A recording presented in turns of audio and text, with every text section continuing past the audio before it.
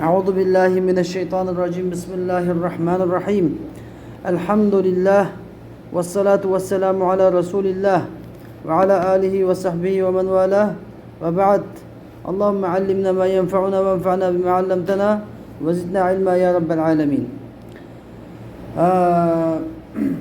Endi bugun kelgan darsimiz bo'lsa Al-Allama Al-Akhdari yazgan Sullamul Munawwaraq degan nazmining sharhisi İmam Ahmad ad-Damanhuli rahimahullah yazgan İdahul Mubham li Maani Sullam degan kitobning Mabadi'u ilmul mantiq degan babiga keldik. Xo'sh, endi bundan burun Abdur rahimahullah bizga demene Allah Taolaga hamda Rasululloh sallallohu alayhi vasallam yo'llab shu muqaddimalarni so'zlab qo'ygan edi. Endi bugun bo'lsa ilmul mantiqning asosiy nimasiga mazmuniga ko'chib keladi. Endi Mabadi'u ilmul mantiq. İlmi mantiqniki mabadi degan gap boshlanish nuqtasi. Har qanday bir ilmniki boshlanish nuqtasi bo'ladi va oxirlash nuqtasi bo'ladi. Mabadi maqosid. Har qanday bir ilmniki mabadi maqosid. Mabadi degan tasavvurotdan boshlanib, maqosid degan tasdiqda to'xtaydi. Yakun bilan. Endi buni inshaalloh buniki asta-asta tushunasizlar. Thumma qal Andaki mudaqtada musannif. Ve ba'du fel mantiqu lil canani nisbatuhu ken nahwi lil lisani feyasimu al afkara an gayyil khata ve an daqiqil fahmi yekşiful gita fehake min usulihi qavaida tecma'u min fununihi fevaida. Musannif rahimahullah dedi ki Allah Akhdari dedi ki ve ba'du Allah'a hamda Rasulullah sallallahu aleyhi ve sellem'e durud yollab bo'lgandan keyin maqsadga kelsak deydi. Ba'dini ma'nosi tushunarmi? Mahma yakum min shay'in ba'dal hamdi va salat degan bo'ldi.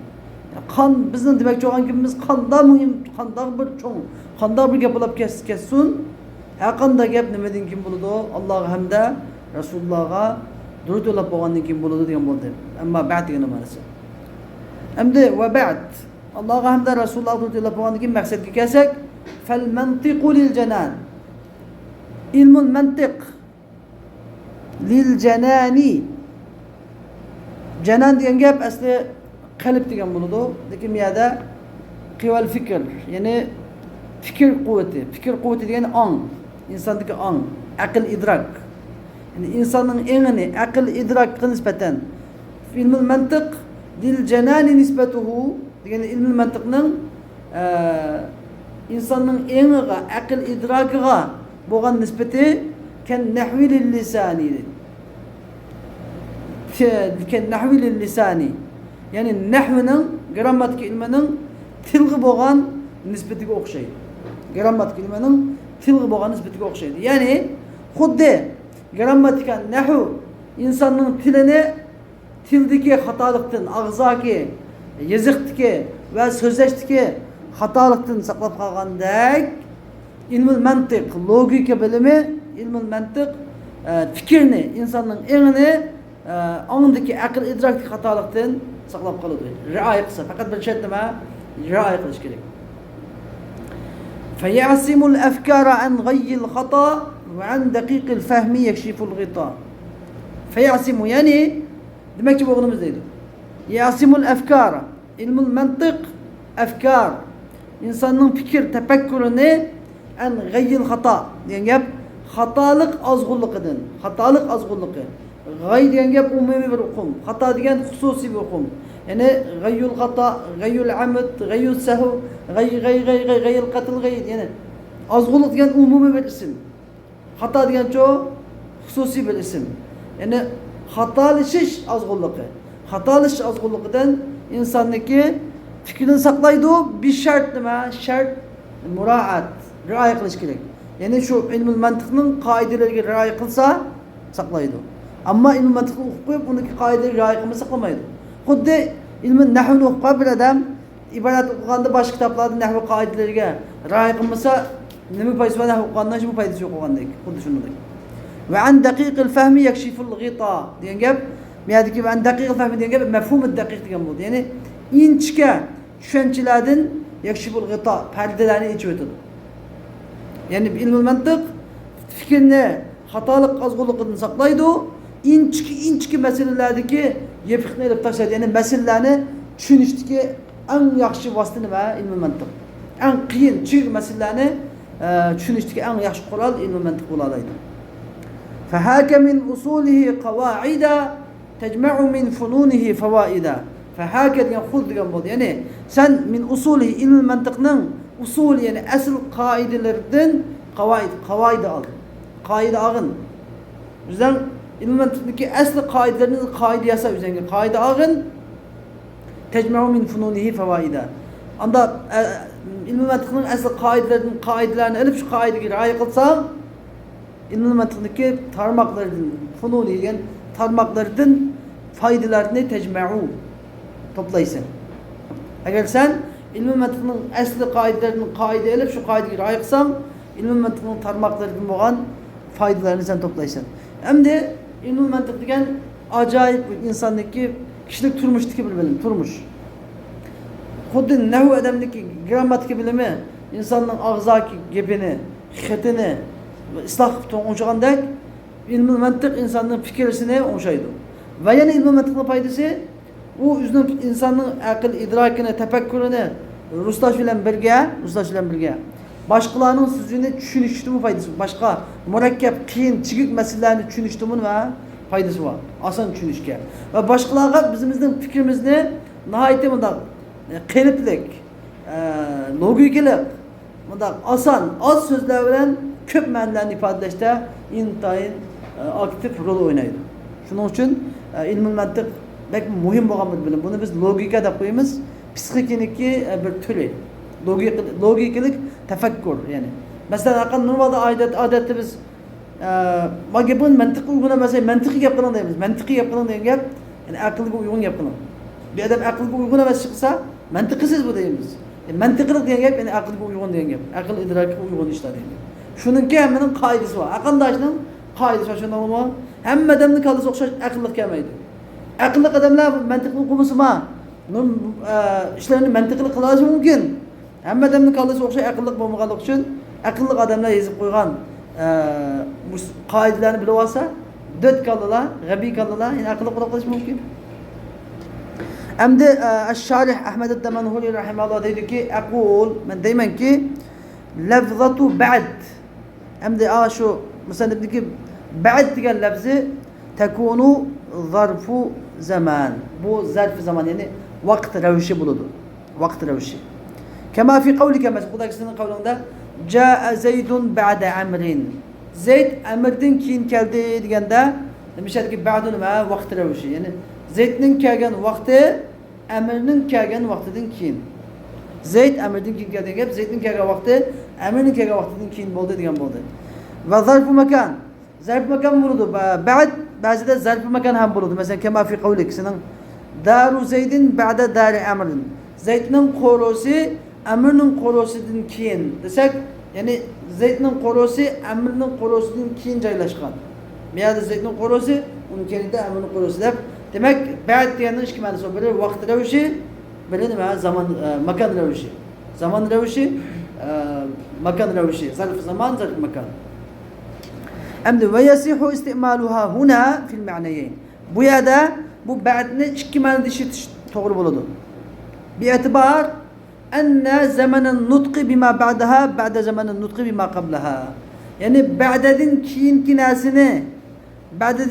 narsani so'zlagan zaman ba'dadan ilgirki narsani so'zlagan zamondan keyin. Ya'ni ba'dadan keyingi narsani masalan fal mantiqu lil janani degan so'zni so'zlagan zaman va nahmaduhu degan hamdilarni so'zlagan zamondan nima? Keyin degan bo'ldi. Zamondan keyin. Aw bi i'tibari anna makanahu fi raqami ba'dahu. Yoki mushu ba'dadan keyingi narsaning o'rni, ba'dadan keyingi narsaning o'rni, ya'ni Ve ba'du fel mentiqu lil cenani degan cümleniki o'rni nima? Ba'didan oldingi qirasining o'rnidan keyindir. Ya'ni nahmaduhu degan alhamdulillah degan hamddan o'rn jihatda keyin kelgan degan bo'ldi. Demak, ma'nosi ham nima bu yerdagi va hiya huna. Tamam, buning ve ba'd bu yerda dallatun alal intiqali min kalamin ila akhar. Bir so'zdan yana bir so'zga bir so'zdan endi bu yerda bu bir so'zdan yana bir so'zga, bir mavzudan yana bir mavzuga o'tkazish uchun ishlatiladi. Shuni deymiz. Allohga hamd Rasululloh jo'llab qo'ygandan keyin maqsadga kelsak deymiz. Bir so'zdan yana bir so'zga maqsadga kelsak, yana bir maqsadga o'tkazish degan bo'ldi. Ma'nosi shu. Fala yu'ti biha fi awwal kalam. Fala yu'ta biha fi awwal kalam. Unda olgandan keyin bu ba'dni davomli kalamning avvalida keltirilmaydi. Ba'dni bir kalamdan yana bir kalamga o'tkazish uchun bo'lgandan keyin kalamning avvalida keltirilmay, masalan, muhim bo'lgan hamd sanani aytib bo'lgandan keyin o'ttirib keltiriladi davomli. Xo'sh, endi val mantiqu masdarun mimi. Mantiqu degandagi mim masdar mimi. Demak bu masdar. Mantiqu degan ism nima? Ism masdar. Demak bizda bir masdar mimi deb bir masdar bor. Bu sulasi mujarrad babidan maf'ilun, maf'alun vaznidan keladi. Ism zaman ism makan vaznidan. Maf'ilun, maf'alun vaznidan keladi. Sulasi mazid babidan muf'alun, mukhraj muf'alun vaznidan keladi. Ism maf'ul vaznidan keladi. Bu shu ma'nosi nima? O'xshash masdar bilan, o'xshash ma'nosi. O'xshash masdar ma'nosi ifodalaydi. Mantiq, nutq o'xshash bir ma'noda. Val mantiqu masdar mimi. Yutlaqu bil ishtiraki ala nutqi bi ma'na al-lafz. Ya'ni yutlaqu bil ishtiraki ala nutq. Nutq bilan o'rtaq ishlatiladigan gap. Ya'ni nutq va mantiq degan gap ikkinchisi bir ma'noda ishlatiladi. Mushtarak keladi. Bi ma'na al-lafz. Lafz ma'nosi bilan ikkinchisi. Mantiq deb kelsa nima? Lafz. Nutq deb kelsa lafz. Lafz degan gap ya'ni og'izdan bir narsani chiqarish degan gap. Lafz degan gap og'izdan bir narsani chiqarish, ya'ni so'zlash, gap qilish, talaffuz qilish degan gap. Va nutqning yana bir ma'nosi bor.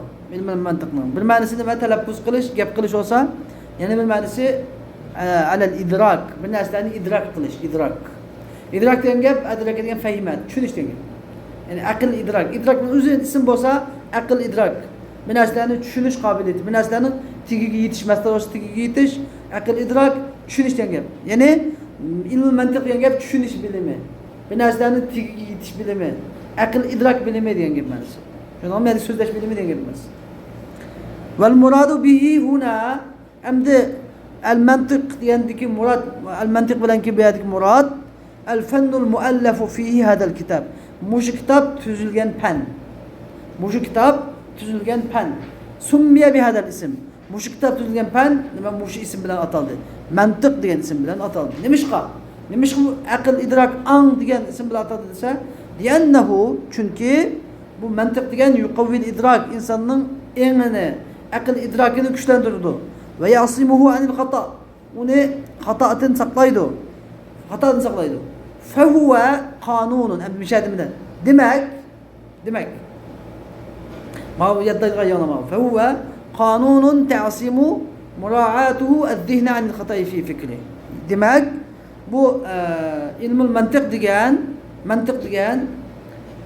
shundoq bir qonundirki, bu qonunga rioya qilish zihnni, odamning zihnini fikrdagi, tafakkurdagi xatolikdan saqlaydi.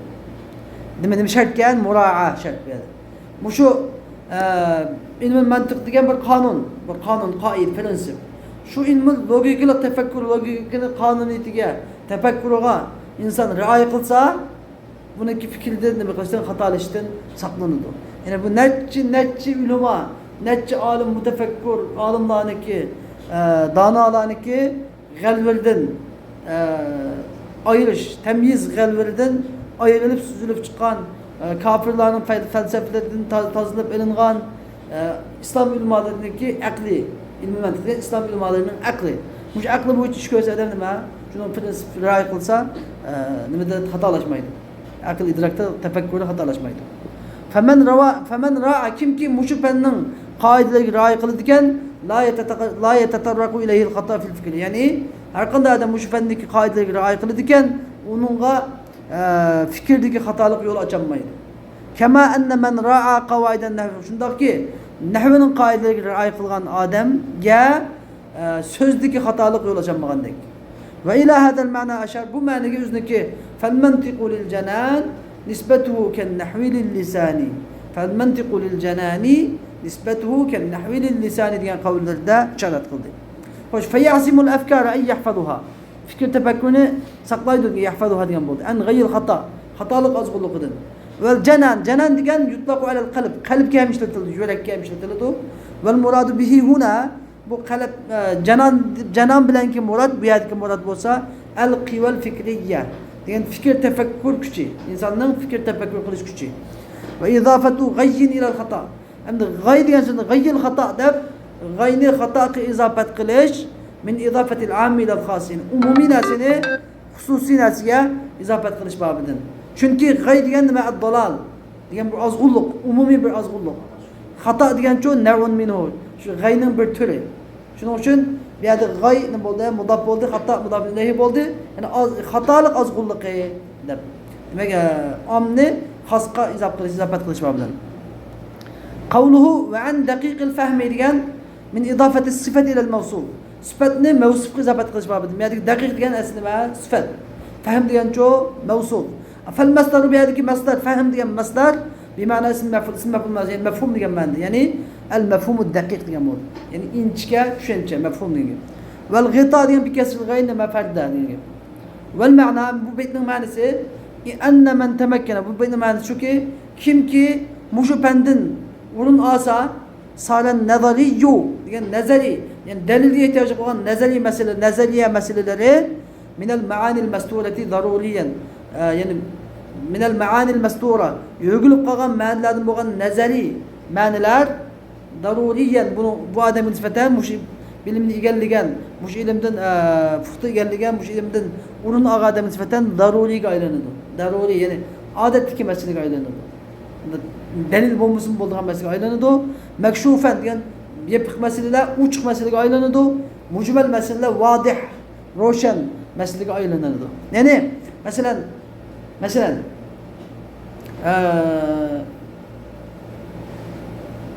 bir diyen 12'nin 6'dan birinin 20 dedik. Bir diyen 12'nin 6'dan birinin 20. Bir diyen 12'nin 6'dan birinin 20 diyen meselede şundan qaraydigan bolsаңlar bu da tefekkür oylasanlar asli 12'nin 6'dan birinin 20. Demek 12'nin 6'dan 1 diye 2 buludu. 12'nin 6'dan 1 2 buludu. 2'nin 21 buludu. Tamam. Hem de bu hazır sizge nezeli mesele. Ben nazar yapmadım. Bu dünkü söz sansı diye nuraylandı. Daruri gayranıdı. Şimdi xudu şunundak. Ve hada emrun müşahedun. Bu diyen bir ameliyat küşülü vatkan bir iştir. La yahtacı ila bayan. Hiç kandak bir bayanga ihtiyacı olmaz. Ve hâke diyen isim fiil. İsmu fiil. Bazı isim fiilden nasıl oluruz? Hâke diyen. هكذا ديgan اسم فعل دور بمعنى خذ ديgan معنى ده قواعد ديgan معموله اسم فعل معمول يعني مفعوله ومن اصوله ديgan حال من قواعد حال دور ومن تبعيضيه من تبعيض yani خذ قواعد هي بعض اصوله sen kaidelerini alın ki bu kaideler bolsa ilmi mantıkın usulünün bazısıdır. El-kavaid usul kavaid ikisi bir manada. İzil kaide vel asıl kaide ve asıl diye ikisi bir manada. Ve huve emrun kulliyun yantabiqu ala cemi'i cüz'iyati. Yani kaide diyen qanday narsa, asl diyen qanday narsa desanglar, bu umumi bir iş ki yani üzdeki cüz'iyatlarının hammasiga uygun keladigan umumi bir iş, umumi bir kaide, prensip. Mesela ka qawli nuhat nahvchilarning mesela el failu marfu. Fail diyen marfu diyen gibi haqqanda fail marfu bo'ladi. Mesela hamma cüz'iyatlarga uygun keladi. Ve kavlul manatika mesela mantık şunastaniki kavli okşay mesela el mucibetul kulliyetu aksuha mucibetun cüz'iyye. Mucibe kulliyenin aksi mucibe cüz'iyyedir. Mesela kullun nasın aksi ba'dun nas mesela. Kullu insanın aksi ba'du insan. Xudu şunundak mesela bizden hazır qilimiz üstündesak nimalar kafirliğimizde de ma enzelallahu min şey. Allah Teala hiç nesini düşünmedi dedi Yahudiler. Hiç mi düşünmedi dedi.